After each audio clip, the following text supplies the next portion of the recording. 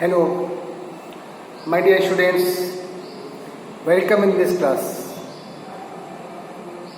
मैं अपने प्रिय छात्रों का हार्दिक खैर मकदम करता हूँ आज के इस क्लास में।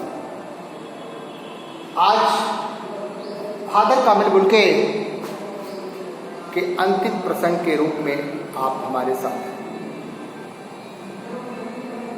कल इस दिव्यात्मा के हिंदी प्रेम को आपने जाना था। आपको मैंने कल ये बतलाया था कि फादर कामिल बुल्के हिंदी से कितना लगाव रखते थे। एक विदेशी होते हुए भी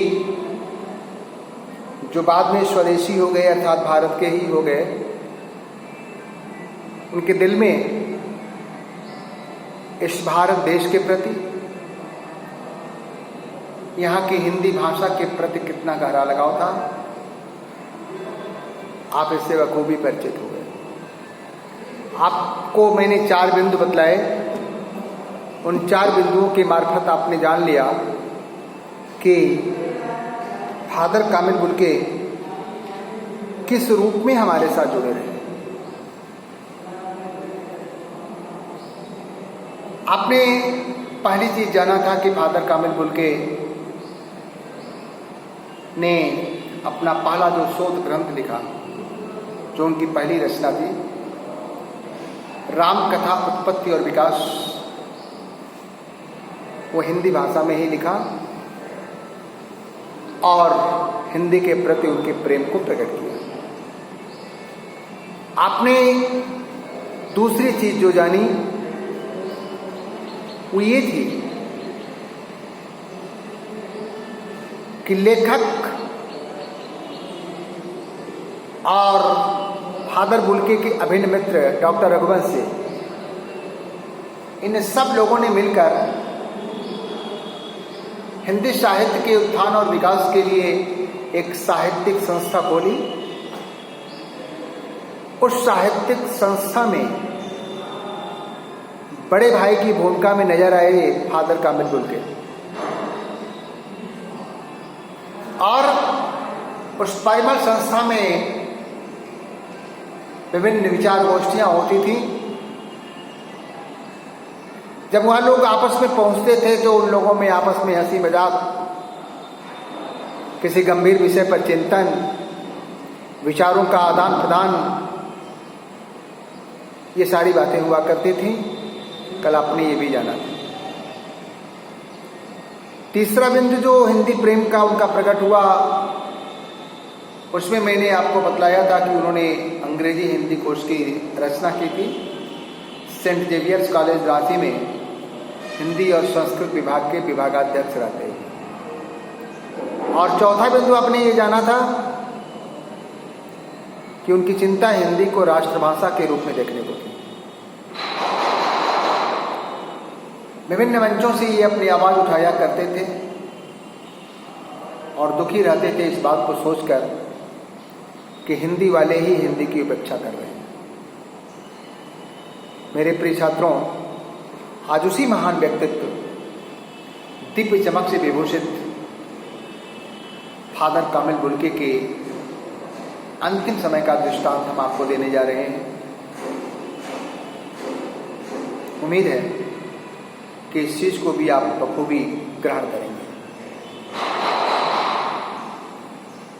आपको ये पता होगा कि फादर कामिल बुल्के के बारे में लेखक लिख रहे हैं, बताए थे कि आज वो हमारे बीच नहीं है। जिस समय उनकी मौत हुई उस समय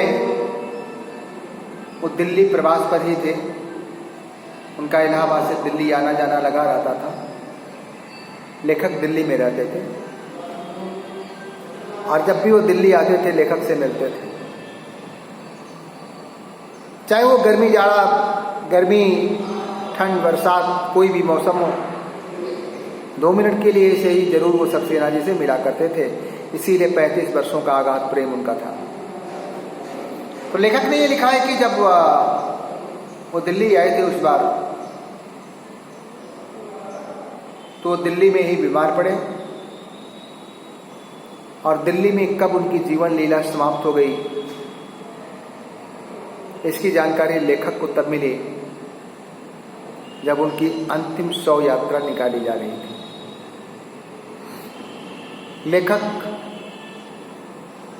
उनके आवास पर पहुंचता है,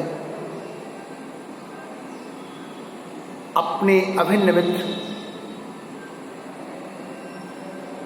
फादर कामिल बुल्के के निर्जीव शरीर को देखकर उसकी आंखें नम हो जाती हैं।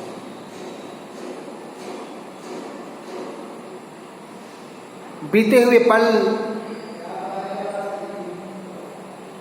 की एक एक यादें आंखों के सामने रील की तरह चलने लगती। सोचने लगता है अपने साथ गुजरे हुए उनके पल को, और सोचते हुए लेखक अत्यंत भावुक हो जाता है। और उसी भावुकता में उन्होंने इस संस्मरण विधा में इस चैप्टर को लिखा था। वो लिख रहे हैं, उन्होंने लिखा था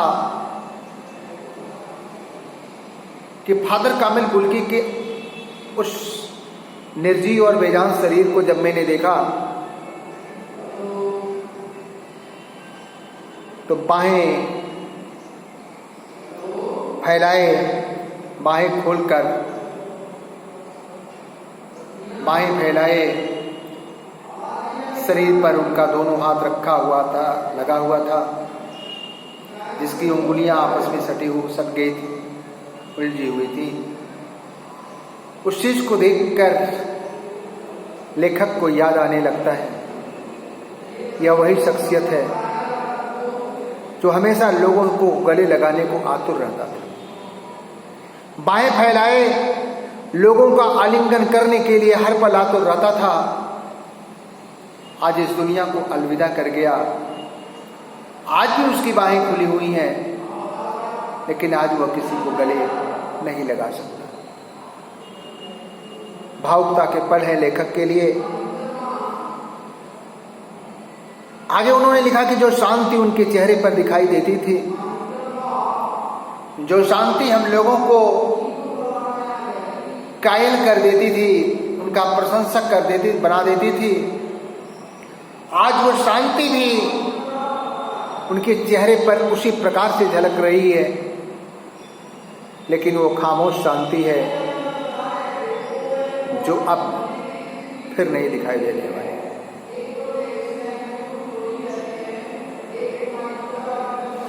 18 अगस्त 1982 की वो सुबह थी जिस दिन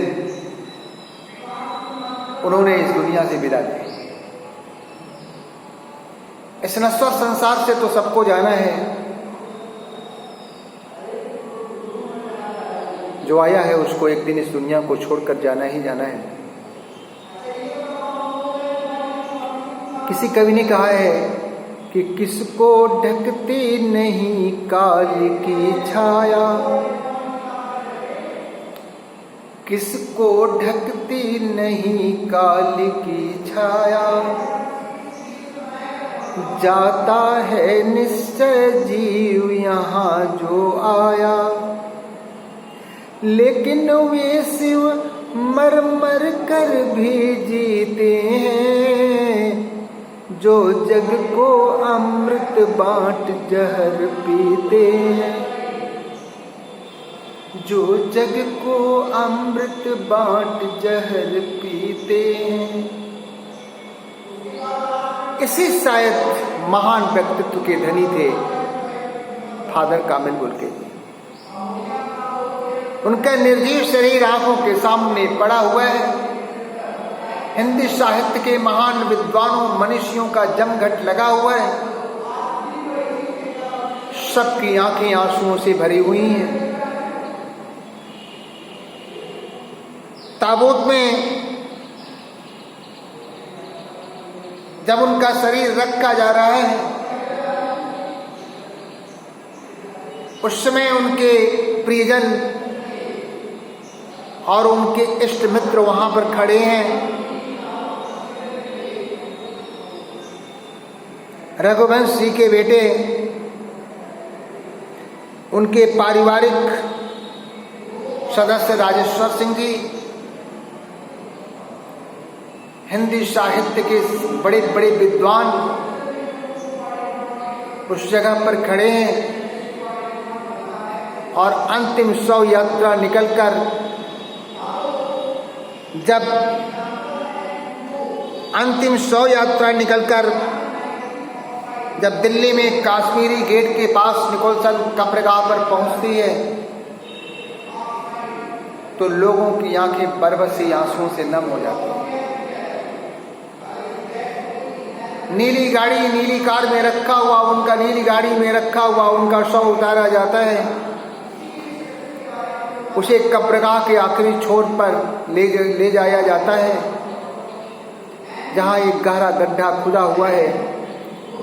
शायद वो भी गड्ढा व्याकुलता से उस दिव्य आत्मा को अपने अंदर समा लेने के लिए बेकरार है।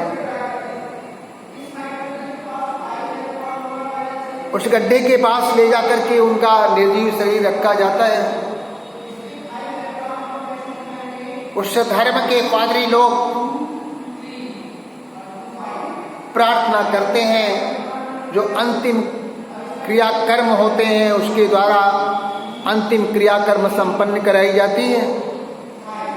और उसके बाद जैसे ही उनका निर्जीव और बेजान शरीर कब्रगाह के अंदर डाला जाता है, लोग रो पड़ते हैं। शायद फादर कामिल बुल्की ने अपने जीवन काल में कभी सोचा नहीं होगा कि उनकी शव यात्रा में इतने सारे लोग कभी शरीक होंगे। इतने सारे लोगों का प्यार उन्हें अपनी अंतिम यात्रा के समय मिलेगा। शायद इसकी परिकल्पना जीती जी नहीं की होगी फादर कामिल बुल्के ने, लेकिन आज का यह दृश्य बता रहा है कि फादर कामिल बुल्के भारतवासियों के दिल में अपनी कितनी गहरी पैठ बना चुके थे। वह एक दिव्य आत्मा थी। लोगों की आंखें नम हो गई। कितने लोग वहां पर पहुंचे थे इसकी गिनती लगाना ठीक उसी प्रकार से नामुमकिन था जिस प्रकार से नम आंखों को गिनना ठीक उसी प्रकार से असंभव था जिस प्रकार से किसी चीज पर स्याही फैला दी। नम आंखों को गिनना स्याही फैलाने जैसा था। अर्थात जिस प्रकार से आपकी आंखें यदि आंसुओं से भरी हों और आप कुछ लिख रहे हो और वो आंसू जब टपकते हैं तो जो लिखी हुई चीजें हैं उस पर स्याही फैल जाती है, और जब स्याही फैल जाती है तो उसे पढ़ना लगभग नामुमकिन हो जाता है। ठीक उसी प्रकार से उस फादर कामिल बुल्के की मौत के समय कितने लोगों की आंखें नम थीं, इसको गिनना नामुमकिन है। खैर, उनका निर्जीव और बेजान शरीर उस गड्ढे में डाल दिया गया। मिट्टी की शरीर मिट्टी में चली गई। वह व्यक्ति इस दुनिया को अलविदा कर गया। लेखक को लास्ट लाइन में लिखना पड़ा कि उनकी स्मृति किसी यज्ञ की पवित्र आग की तरह आजीवन हम लोगों के दिलों में बनी रहेगी। आखिर इस पंक्ति को उन्होंने क्यों कहा, इसका कारण भी मैं आपको बता देता हूं कि जिस प्रकार यज्ञ की अग्नि कल्याणकारी उद्देश्यों की पूर्ति के लिए प्रज्वलित की जाती है और उसी कारण वह पवित्र मानी जाती है। साथ ही उस यज्ञ की पवित्र अग्नि के इर्द गिर्द ईश्वर की आराधना की जाती है, जिससे आप देखते होंगे कि उस यज्ञ की जो ज्वाला होती है उसमें चमक रहती है। ठीक उसी प्रकार से मानवीय करुणा से ओतप्रोत फादर कामिल बुल्की की दिव्यात्मा की दिव्य चमक हमेशा ही लोगों के दिलों में बनी रहेगी।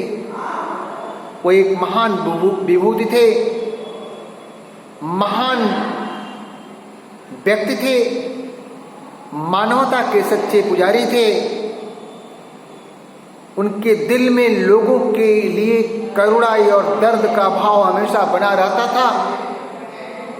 शायद इसीलिए लेखक ने यह भी लिखा था कि वे सन्यासी होते हुए भी सन्यासी नहीं थे। अर्थात सन्यासी की जो पारंपरिक छवि होती है, उस पारंपरिक छवि से एकदम अलग हटकर थे। मेरे प्रिय छात्रों, सन्यासी की पारंपरिक छवि ये होती है कि उसके दिल में वैराग्य का भाव होता है, उसके दिल में किसी के प्रति कोई भी प्रेम का भाव नहीं होता। दुनिया के सारे रिश्तों नातों से अलग उसकी अपनी दुनिया होती है, जिस दुनिया में उसके ईश्वर के सिवा उसका कोई नहीं होता। ये होते हैं सन्यासी, यह होती है सन्यासी की पारंपरिक छवि। लेकिन सन्यासी की इसी पारंपरिक छवि से अलग हटकर थे फादर कामिल बुल्के। परिमल के दिन याद करते हुए लेखक ये सोचते हैं कि सन्यासी होते हुए वो व्यक्ति सन्यासी नहीं लगता था। उस परिमल में वह बड़े भाई की तरह हम लोगों का पथ प्रदर्शक था। जब भी हम लोगों से मिलता था वह हम लोगों को गले लगाने के लिए आतुर रहता था। जिससे भी उसने प्रेम संबंध बनाया, उसको जीवन भर निर्वाह किया। 10 साल बाद भी यदि उस व्यक्ति से वह मिलते थे तो लगता नहीं था कि 10 वर्षों बाद वो मिल रहे हैं। आत्मीय अपनापन का भाव जैसा उस व्यक्ति के अंदर था, वैसा सन्यासियों के दिलों में नहीं होता। लोगों से गले मिलते, लोगों के घर समारोह में जाते, उन्हें आशीर्वचन देते, उनके साथ अपना कुछ पल बिताते। वैसे भी वो अन्य लोगों के घर आते जाते रहते, उनका स्वास्थ्य, उनका हालचाल पूछते रहते थे, जो एक सन्यासी का लक्षण नहीं होता। इस प्रकार से वह सन्यासी के पारंपरिक छवि से अलग हट करके एक दिव्य आत्मा थे। और ऐसे दिव्य आत्मा की यादें हमेशा ही दिल में बनी रहेंगी, वे हमेशा ही हमें याद आते रहेंगे।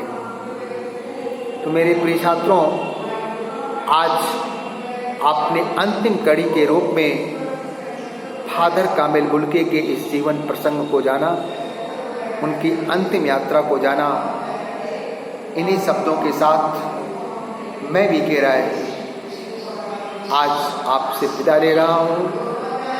नमस्कार।